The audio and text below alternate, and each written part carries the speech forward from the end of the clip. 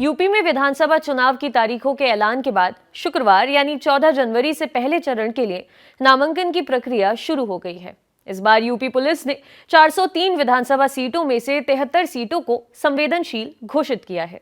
साल 2017 के विधानसभा चुनाव में 38 सीटों को संवेदनशील घोषित किया गया था। इस बार के चुनाव में और 35 संवेदनशील सीटें बढ़ी हैं। चुनाव की तारीखों के ऐलान के बाद यूपी पुलिस ने कहा था कि 95 विधानसभा क्षेत्रों की पहचान संवेदनशील के रूप में हुई है। इंडियन एक्सप्रेस की रिपोर्ट के मुताबिक एक सीनियर पुलिस अधिकारी ने बताया कि कानून व्यवस्था और सुरक्षा बलों की तैनाती से संबंधित हालिया घटनाओं को ध्यान में रखते हुए इस संख्या को संशोधित कर 73 किया गया है। हाल ही में कन्नौज के 3 इत्र व्यापारियों के घर छापा पड़ा था।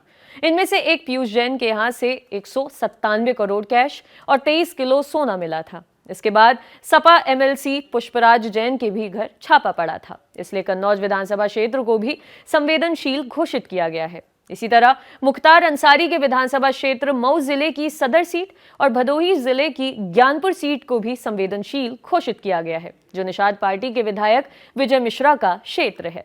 अब बताते हैं कि कैसे तय होता है कि कौन सी सीट संवेदनशील है।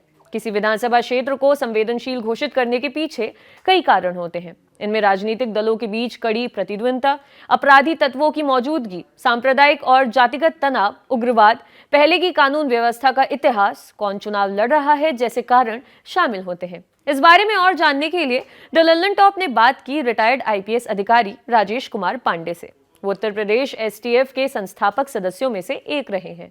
साल 2017 के चुनाव में वो अलीगढ़ के एसएसपी थे। उन्होंने हमें बताया, जब हम लोग संवेदनशील सीटों का निर्धारण करते थे तो देखते थे कि किसी विधानसभा क्षेत्र में प्रधानी के इलेक्शन में कितने विवाद हुए थे। प्रधानी के इलेक्शन का विवाद ऐसा है कि जो जीतता है वो दूसरी पार्टी में होता है, वहीं हारने वाला उसकी ऑपोजिट पार्टी में होता है। हमने देख लिया कि किसी विधानसभा क्षेत्र में 10 से 15 जगह विवाद हुआ था। इसका मतलब है कि पोलिंग के दिन विवाद होने की संभावना है, क्योंकि 2 पक्ष ऐसे हैं जिनमें कशीदगी यानी मनमुटाव या तनाव है। पंचायत के इलेक्शन में ऐसा हो चुका है। राजेश कुमार पांडे ने हमें आगे बताया कि दूसरा हम ये देखते हैं कि उस विधानसभा क्षेत्र में क्या कोई सांप्रदायिक हिंसा तो नहीं हुई पिछले कुछ दिनों में। इसके अलावा पॉलिटिकल पार्टी के कैंडिडेट्स कौन है, इनमें से कोई ऐसे बैकग्राउंड से है जिसका क्रिमिनल रिकॉर्ड रहा है। इसके अलावा पिछले 4-5 सालों में पीपल रिप्रेजेंटेशन एक्ट के तहत कहां-कहां कितने मुकदमे कायम हुए, उस विधानसभा क्षेत्र के तहत आने वाले थानों में कितने मुकदमे कायम हुए। मोटा माटी ये 6-7 क्राइटेरिया है जिसके आधार पर संवेदनशील सीटों को निर्धारित किया जाता है। पूर्व आईपीएस ने यह भी बताया कि पुलिस अधिकारी और मजिस्ट्रेट दोनों मिलकर सीटों की रिपोर्ट भेजते हैं। इलेक्शन कमीशन इसकी मॉनिटरिंग करता है। ADG law and order Prashant Kumar ने बताया था कि संवेदनशील सीटों पर सुचारू रूप से चुनाव कराने के लिए सुरक्षा बलों की भारी तैनाती की जाएगी। इस बारे में हमने राजेश कुमार पांडे से पूछा तो उन्होंने हमें बताया कि संवेदनशील सीटों पर मोबाइल फोर्स ज्यादा तैनात किए जाने लगा है। अब ऐसा नहीं है कि संवेदनशील क्षेत्र है तो अलग से पीएसी तैनात होगी, एरिया कम कर देते हैं। जैसे मान लीजिए कि एक सेक्टर मजिस्ट्रेट या सेक्टर पुलिस अधिकारी के पास 10 पोलिंग सेंटर है तो उसे 5-5 में बांट देंगे।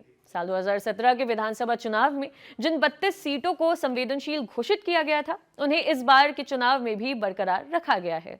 वहीं 6 सीटों को इस लिस्ट से हटा दिया गया है। ये सीटें हैं जौनपुर जिले की मडियाहू और शाहगंज, गाजियाबाद की लोनी, प्रयागराज में इलाहाबाद नॉर्थ, संभल जिले की गुन्नौर और औरैया जिले की दिबियापुर सीट। इस बार की संवेदनशील सीटों की लिस्ट में सबसे ज्यादा सीटें प्रयागराज जिले की हैं। यहाँ की 12 में से 8 सीटों को सेंसिटिव घोषित किया गया है। इसके बाद बलिया की 5, बागपत, सहारनपुर, सिद्धार्थनगर, बहराइच, जौनपुर, अंबेडकर नगर और आजमगढ़ जिलों के 3-3 निर्वाचन क्षेत्रों को भी संवेदनशील घोषित किया गया है। आपके लिए रिपोर्ट तैयार की थी हमारे साथी डेविड ने। देखते रहिए द लल्लन टॉप। शुक्रिया।